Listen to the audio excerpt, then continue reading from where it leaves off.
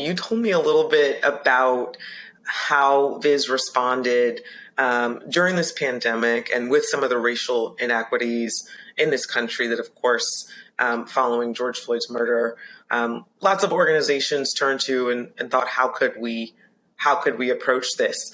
Could you tell us a little bit about, at Viz, how did Viz respond in this moment? How did individuals respond?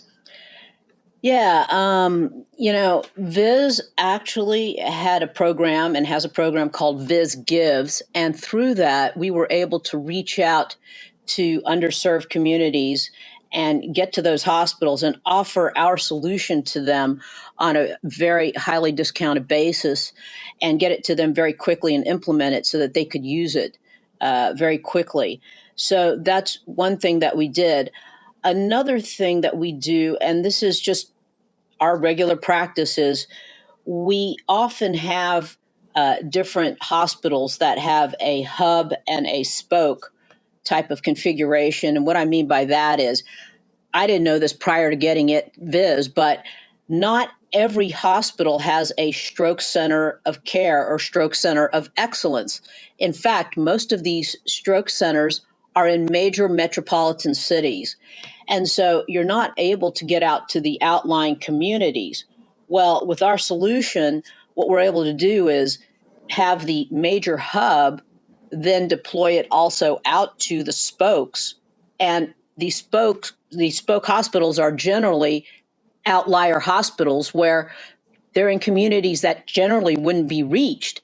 So we bring the solution out there and are able to detect strokes out there, and then within a matter of minutes, get that patient routed to a stroke center or get the patient routed to a different hospital where they can be cared for. So, for instance, during COVID, there were several hospitals that couldn't take any more patients. And so we had to route them to a different stroke center so that they could be cared for in the proper way and in the most efficient way. Let's switch topic for a second. I want to talk about you. I want to talk about your career. Can you tell me a little bit about, not only getting yourself here, right to Viz, but also how your identity and how you identify as a human being has affected your path at work, if at all? Yeah, sure. I have been in the digital health arena for probably the last 12 years, and it's been amazing. It's been an incredible ride. It's really funny because once you get into a certain sector of practice, you start seeing the same people and you know who's in this area.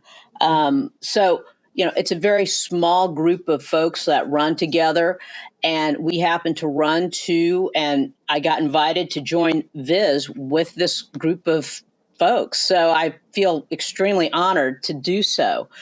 In the meantime, I've been in SaaS and in the Valley for probably over 25 years, and the Valley has changed quite a bit.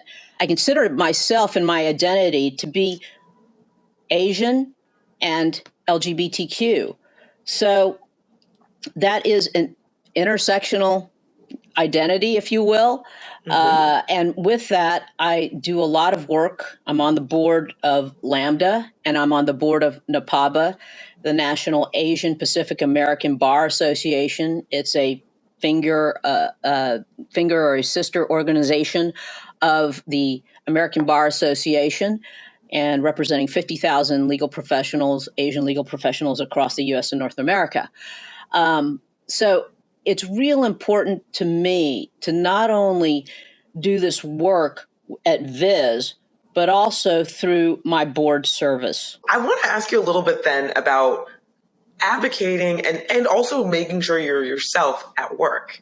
What advice would you have for individuals within an organization that want to make sure and champion equality? And what are some of the challenges of doing so as an individual? For an individual championing equality in a company, I think it's something of a team sport, and you have to have the entire company or the team behind you. or it really is difficult to do on a company level. So what you have to have is you have to have obviously the funding, you have to have the people who are interested, and then you have to have the bandwidth. Okay, you have to have the space and the breadth to do that type of work. I think some companies like to do that type of work through ERGs, and that's really great. You get a lot of passionate individuals, but then, sometimes the funding drops off, or sometimes the company doesn't have time to support a program. So what we have done at Viz is actually we have put it in the HR department, and we've had folks, come in and help if they want. But the HR department has the funding; it's always in the budget. They have access to the calendar. They can have programs, and they can actually get the message out to people. And it's not just the folks that are within their group or their ERG; it's to the entire company. And I'm happy to say the entire company really participates. It's pretty amazing. Even the folks who are in Portugal on a different time zone, and the folks who are in Tel Aviv on a different time zone, people join in and they're really supportive. Yeah, I think that's a very important point. I think you can go far on your own, but you really need a lot of teamwork and support at the company level as well as the individual level, just to make sure that you have the bandwidth and resources to make change. I'm curious, given that you're on multiple boards supporting Asian Americans and the LGBTQ community, how is participating in these types of organizations outside of work and being an advocate influence your ability and approach to drive transformation inside of work? Well, I think I'd like to look at it a different way, and that is, how does work support me doing this type of work outside? And I have to say, when I went to Viz, I was very clear about what is important to me and how this work was going to be part of my life. And I said, I'd really like to continue doing that. And so, if there is PTO or whatever, I'm going to take that time to do this type of work. And they were like, you know what? Take the time that you need.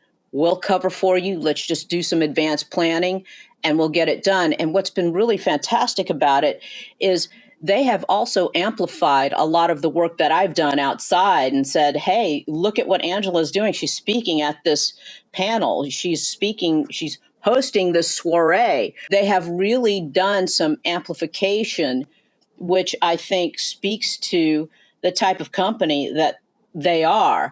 And if it weren't that type of company, I probably wouldn't be there. You have to pick an organization that's going to support you fully in who you are and where you belong.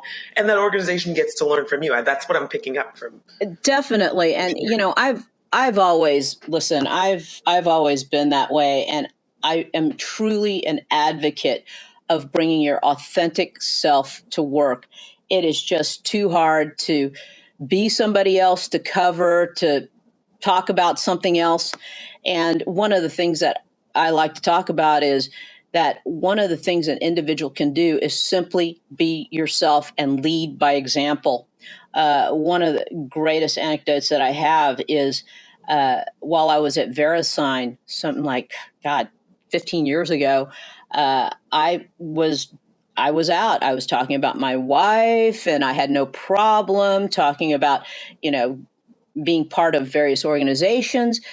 And little did I know, when I was a young lawyer there, or maybe a not so young lawyer there, that later on, 10 years after, I would see a friend of mine who said, hey, listen, because you were you, I was able to come out at work. I was able to be okay with being out because I saw that people accepted you. People really respected you for your work as a lawyer. And people thought you were funny, and they invited you out to lunch all the time. And it was great. And so I decided, well, next time I talk to my friends at work and they ask me what I did on the weekend, I would say, well, I went to the movies with my girlfriend. And the next question they asked was, what movie did you go see? And that was it. Mm-hmm. Mm-hmm. That's incredible. And that those intersectional identities, I'm sure, have led to your influence and your ability to show many people to be themselves, right? Asian women are some of the most underrepresented leaders, particularly in the tech workforce and across the digital workforce. And the queer community, women as leaders, and so forth. That's got to be incredibly gratifying to hear. But I'm sure there are a lot of people you don't know that have, you know, seen an Yeah.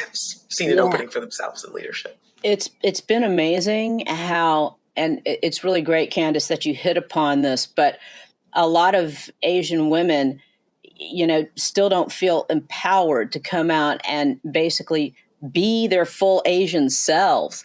And I have a lot of mentees. People joke with me about, you have these mentees, and some of them are in this bucket, some of them are in that bucket, some of them are Asian, some of, and I try to just say, hey, listen, you need to own your power. You really need to own your power, and you need to be proud, because if you're not proud, no one else will be proud for you. Okay. So go out there, be yourself, be proud of who you are, and be an example. I just want to ask you, what does Juneteenth mean to you, and how do you recognize it? Juneteenth means a lot to me. I grew up in the South, in Houston, Texas, and actually, my family had a store which was just blocks away from where George Floyd grew up. I would be very surprised if he were not a patron of that store. Um, I grew up knowing that Juneteenth was a huge celebration, was a big celebration of freedom, of identity, of being who you are. And then I moved to California, and nobody knew what Juneteenth was about. And I thought, you have got to be kidding. I was really, really thrilled that Viz was one of the early companies to recognize Juneteenth as a company holiday. And I did go back and look, and that June of 2020, we declared it a company holiday going forward.